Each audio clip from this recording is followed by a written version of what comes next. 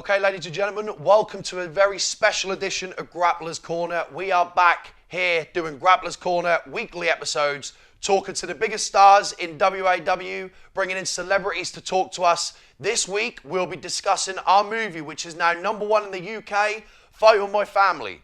And on that movie, you saw a lad named Calum, and he was a blind student that I managed to train to wrestle. However, we have the real life man here with his girlfriend Olivia. James Chilvers is in the studio to talk about how he got into wrestling, how he become blind, and what wrestling done for him in general as a person, personality, mentally and physically. We have James and Olivia here. Welcome both to Grapplers Corner. Hey. How you doing? Are you both all right? Yeah, good. Yeah, good. Yeah, awesome. So James, I texted you a couple of weeks ago and I said to you, the movie's here, it's finally been released. Yeah. The next day, you went and watched it in the cinema.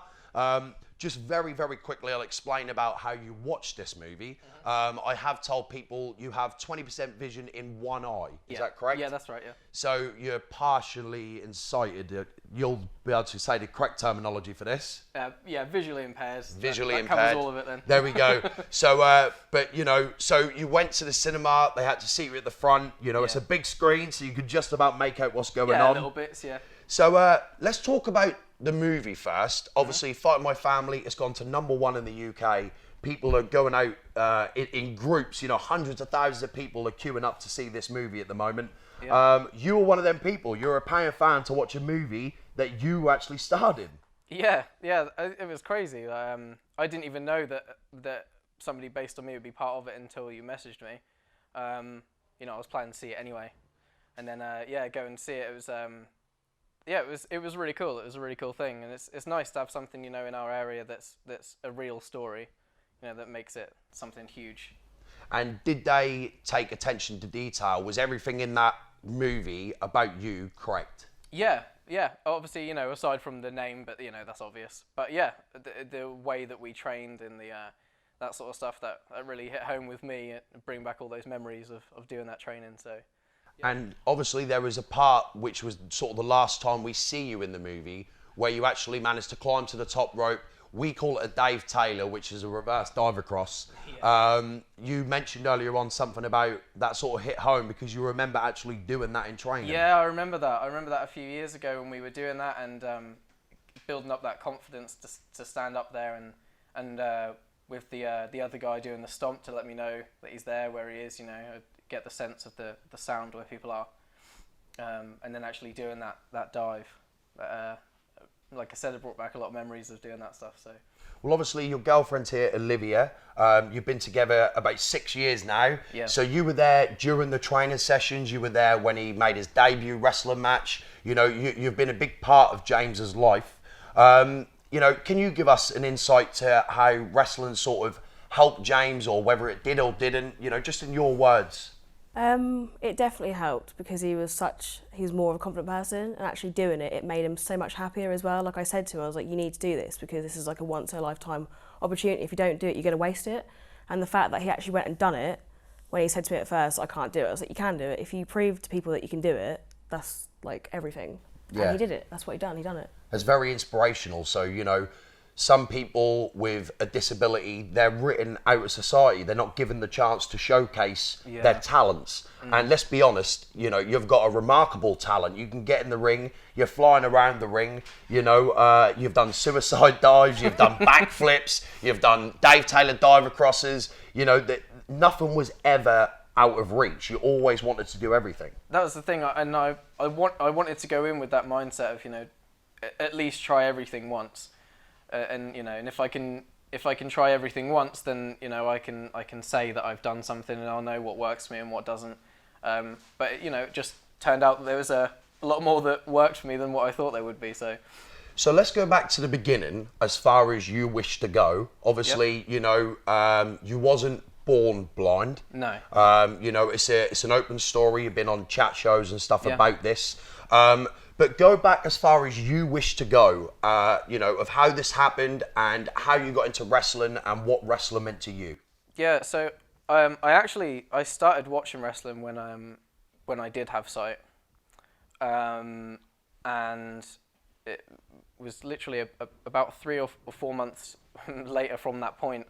I lost my sight in a drink driving car accident.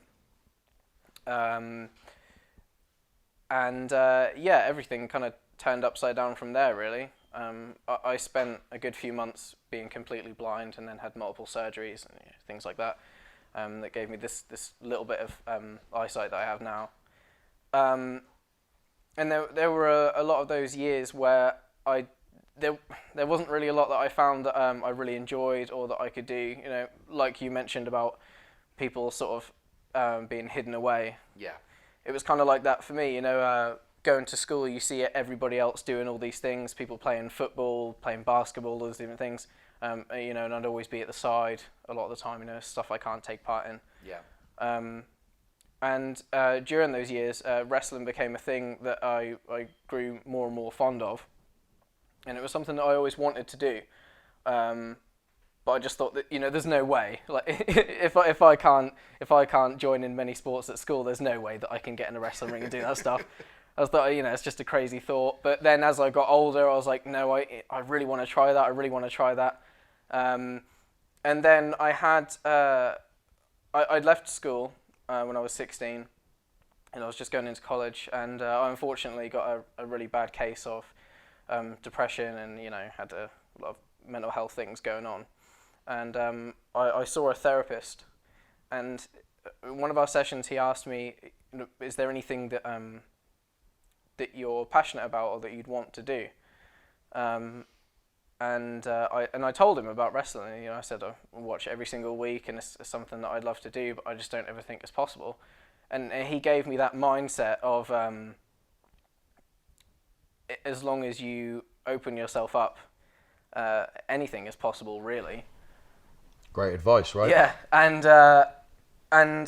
I didn't know what to do, because I'd had a little search, and I'd seen the gym. And I wasn't really sure what to do. There was a number there. I was a bit too nervous to call. I honestly, I thought that you'd be a bit like, well, it's not really going to be something that that you're going to be able to do, because I'd had that a lot over the years. Yeah.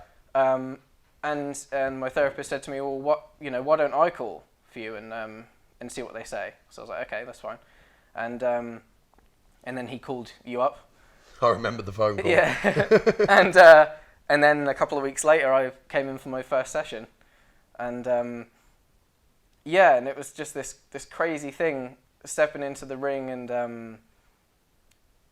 I remember that when we were trying to work out just different ways of doing things, and everything that we were going through, it even though we changed it, it still felt so natural, and everything clicked. Yeah. And it was that huge, I felt like a huge weight had been taken off my shoulders, that finally there was something that I could do 100%, and there was no limits for me, really.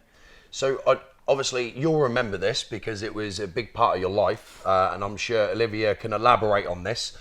But your first few sessions, I said to you, James, look, we need to be able to crawl before we walk, and we need to be able to walk before we can run. And I made you walk around the ring. And I kept saying to you, look, you need to know the dimensions, you need to know the size, you need to know how many footsteps it is to that rope and how many footsteps it is to that corner. And, the first few sessions, I just got you in the ring getting used to the surroundings of a wrestling ring. Yeah.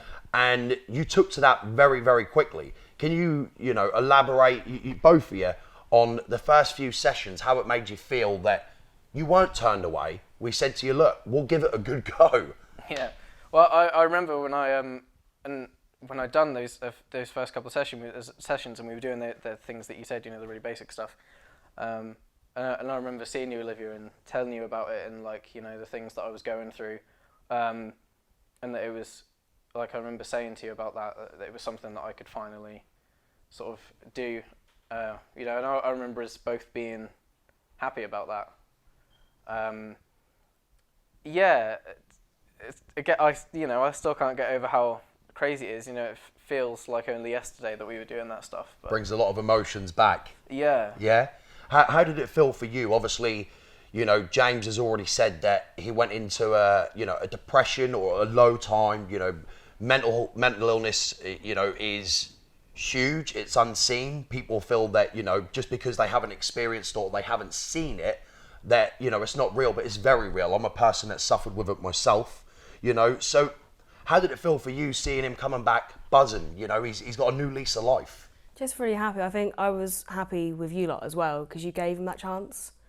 So that's what made me really happy and quite emotional as well, because obviously you were never really, anything that you wanted to do, it was always, oh, no one's going to accept me or I can't do it. Yeah. But the fact that you guys actually came forward and were like, no, we're going to take it on, see what we can do, well, there we go. Well, the thing is, as the doctor said, you know, you've got to believe in your abilities. You've got to go for it. At least you can tick it off your list and say, look, I tried. Yeah. You know, so you guys, you know, you compliment us enough, but I believe that this story, you need a lot of credit for this, James, because you're going into something you've never done before. You've never stepped in a wrestling ring. No. You've never just thrown yourself back 5-6 foot onto your back, you know, and people have to remember that, you know, any big blows to the back of your head at any time, that could have caused you the loss of the vision that you have. Yeah, because it's that So thing. you were It's gambling a lot. It's like that for everybody, isn't it? But that risk is even more for me, you know. But I'm one of those people that just made it that bit more exciting. So.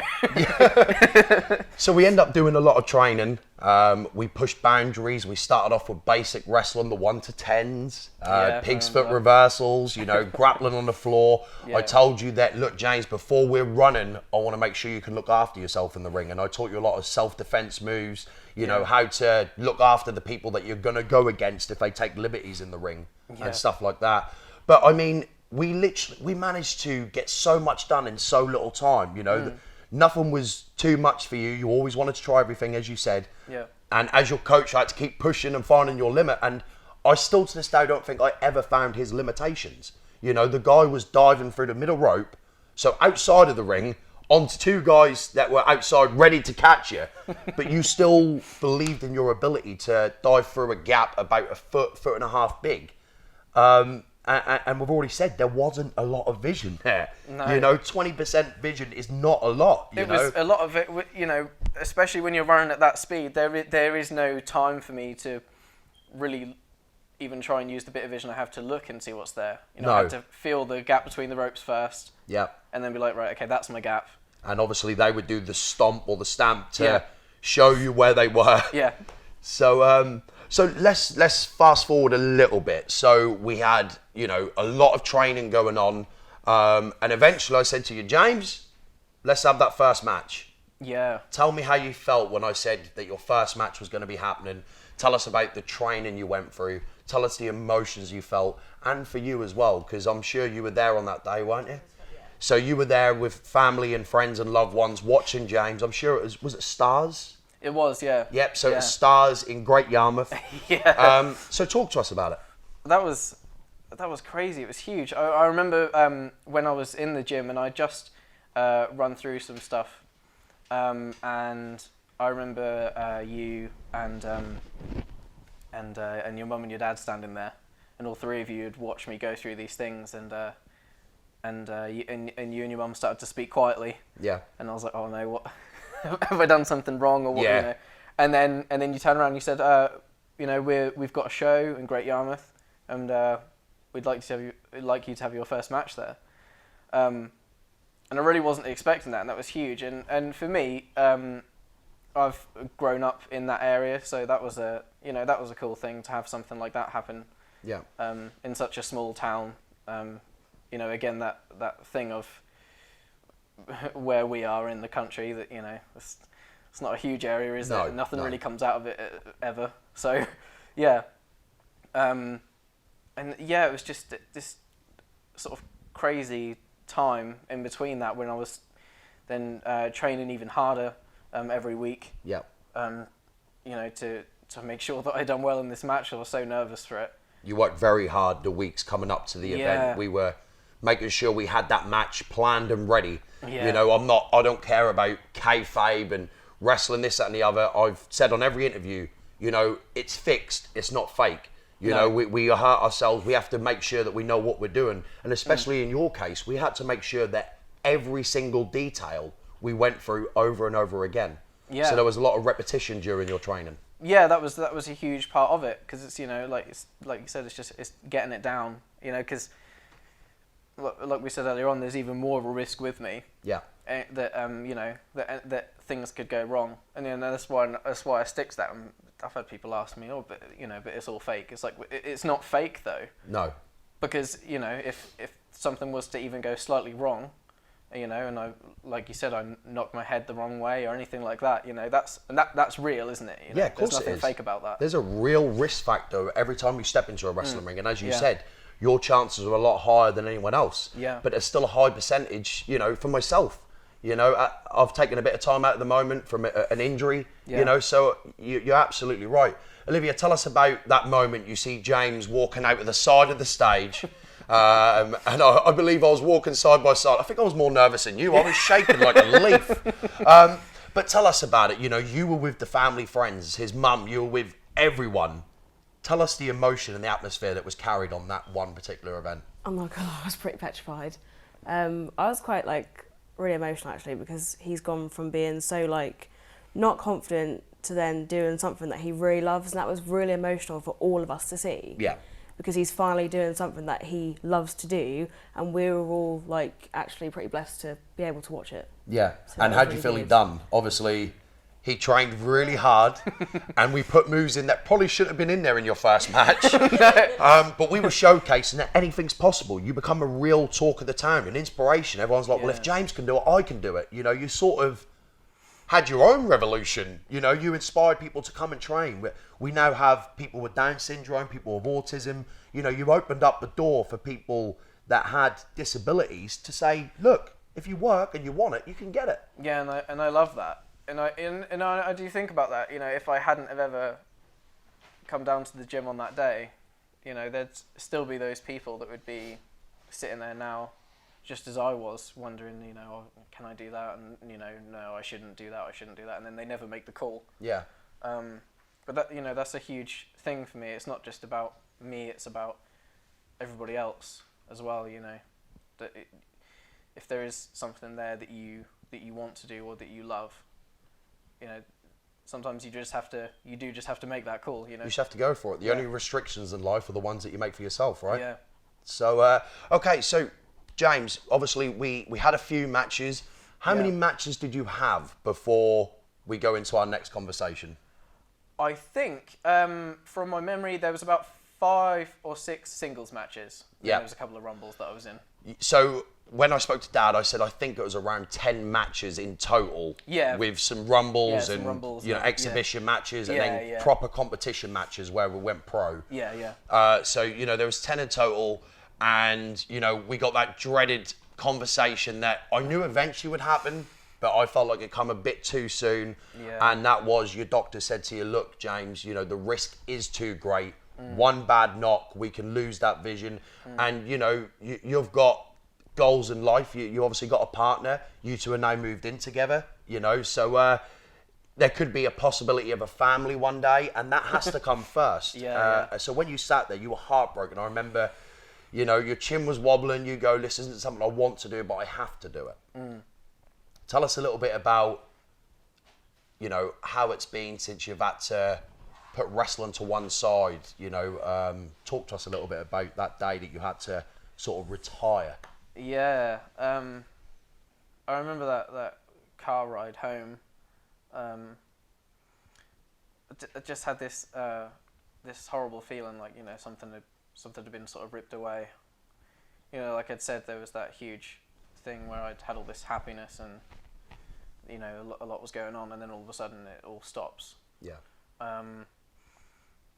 In the sort of the months and the couple of years that followed that, there was a lot of things that did go wrong with me. I had problems emotionally, and I had that feeling come back again of, there's nothing there. What do I do? Yeah. My thing that I found that I loved and that I could do was wrestling. Now I can't do that. Yeah.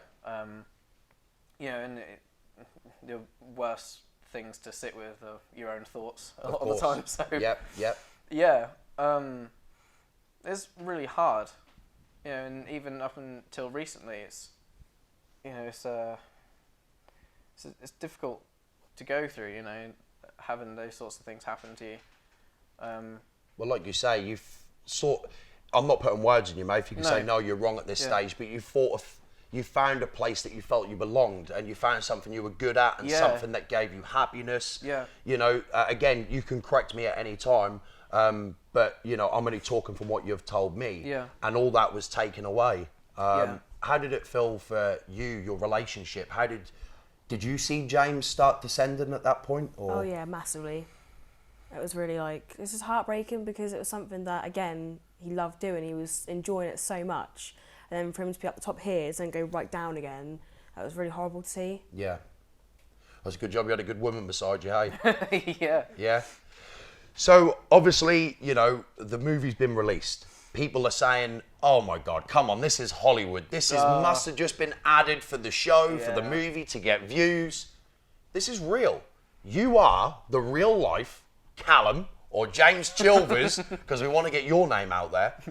You're the real life version of that. You are the inspiration behind the story. You're the person that people are talking about.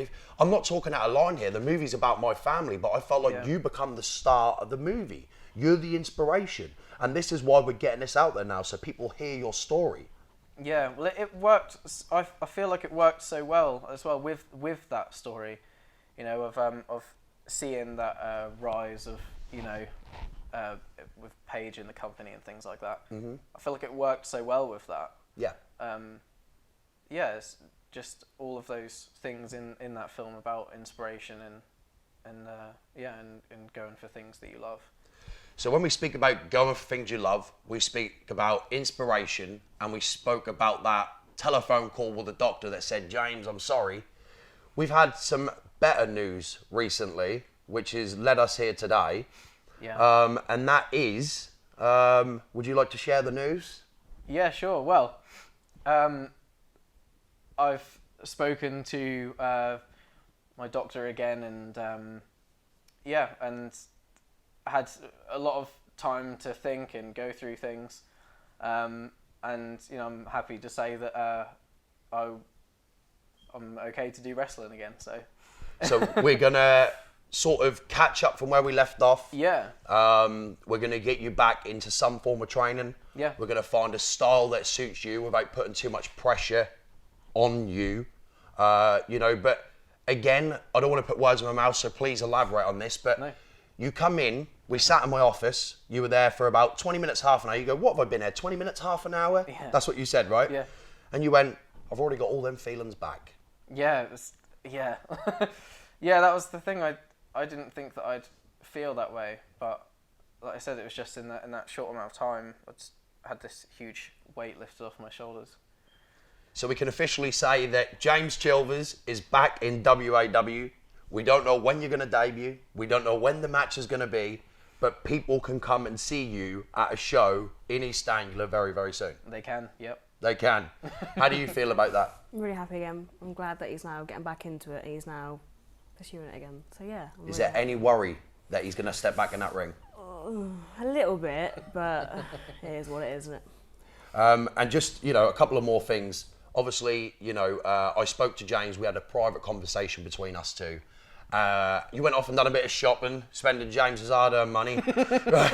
But you come back in, and obviously, you know, James has been open and honest during this interview and said, look, there's been some dark times, especially the last couple of years. I've lost wrestling. You know, I felt like I've not found that place that I fit in, you know. You walked in and he had that smile back on his face. How does that feel for you? Do you feel that James needed this in order to be able to continue to grow as a person and stuff, or...? Do you know what? I said for a long time that I wanted him to come back here. I said, I think you need to do it. Yeah. He was like, I can't because of the health risks and that. But now that he's actually done this today, before this actual interview, I said to him, do it now. Don't look back. Just do it. No ifs, no buts, just do it now, because otherwise, if you don't, it's another opportunity missed out, and you're going to think back thinking, oh, you know, why do I not do this again? So now that it's here, just do it. Because you only get one life. So. Exactly. That's a great point. But obviously, it's good that you've got someone very supportive in your corner. You know, she's telling you to chase your dreams, telling you to go back to that happy place, you know, go back to what you're good at doing. And for people that, you know, during this interview, there would have been videos popping up of your matches and stuff like that. And they can expect to see a lot more. But if there's one thing that you had to say to someone that, you know, is low or carries a disability or feel like they're not accepted in society, or, you know, they just haven't got the confidence to go and chase their dream. If there's a message that you wanted to send to people that are watching this right now, what would it be? You just have to make that first step.